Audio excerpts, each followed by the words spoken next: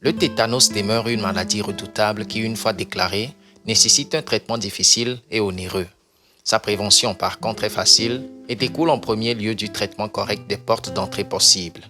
Toute plaie peut constituer une porte d'entrée, surtout si elle est souillée par la terre qui contient le bacille tétanique. En cas de blessure, ulcère, plaie, brûlure, morsure et piqûre d'insectes, la bactérie peut trouver une porte d'entrée dans le corps et s'y développer.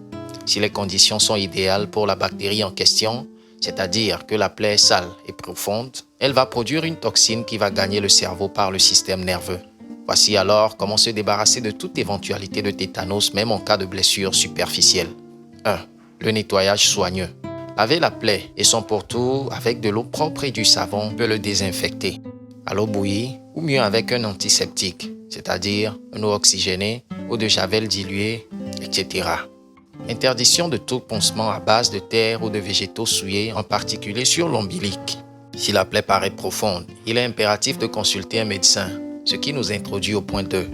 La séro-anatoxinothérapie.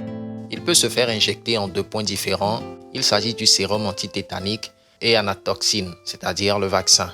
Le sérum apporte directement les anticorps, mais il est fait à partir de gamma-globulines de cheval qui peuvent provoquer parfois des accidents allergiques dramatiques chez l'homme.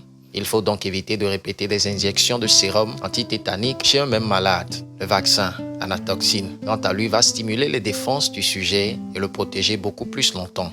Il faut noter que le tétanos est une maladie qui peut être éliminée par la vaccination systématique des nouveau-nés. Il consiste habituellement en 4 rappels administrés à 2, 4, 6 mois et 5 ans. Toutefois, son efficacité n'est pas éternelle et que les adultes devraient aussi faire un rappel du vaccin antitétanique pour être parfaitement immunisés.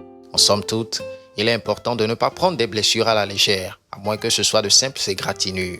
Dans tous les cas, suivre le conseil donné dans le premier point et si malgré cela, la plaie devient profonde, la consultation d'un médecin devient impérative.